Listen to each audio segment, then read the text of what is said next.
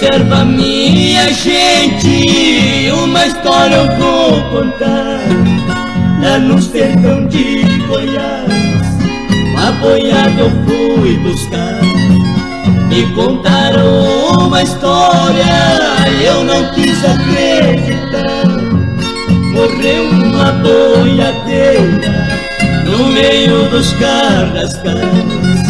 Ali ficou assombrado, ninguém podia passar. A gente ouvia um berrante muito triste ao repicar.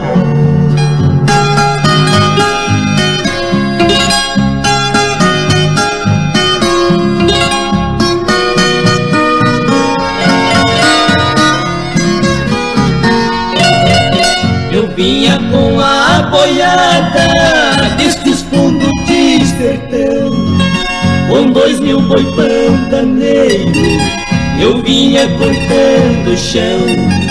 Ao atravessar uma restinga lá na curva do estradão, a boiada estourou no meio do chapadão. Quando a lembrei da história, me doeu o coração. Caí de joelho em terra e a Deus pedi perdão. Chegou uma boiadeira montada no seu burrão, alegre e muito contente com seu berrante na mão. Chegou pertinho de mim sorrindo de satisfação, repicou o seu berrante que até tremeu o chão.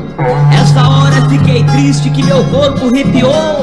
Ela parou em minha frente e assim me falou: amigo, por que da história duvidou? Este fato é verdadeiro, vou contar para o Senhor. Já completou 20 anos que vivo na escuridão. Por dever uma promessa, não ganhei a salvação. Eu quero que você cumpra esta minha devoção. Ela não me disse mais nada, seu berrante ela repicou. Naquele mesmo instante a boiada se acalmou.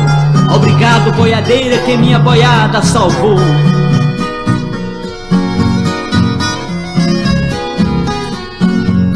Repicando seu berrante, dando salva aos peão, e foi morar lá no céu e ganhou a salvação. Eu entreguei a boiada e falei pro meu patrão: o seu gado está entregue, já fiz minha obrigação. Para mim foi um exemplo aquela grande lição.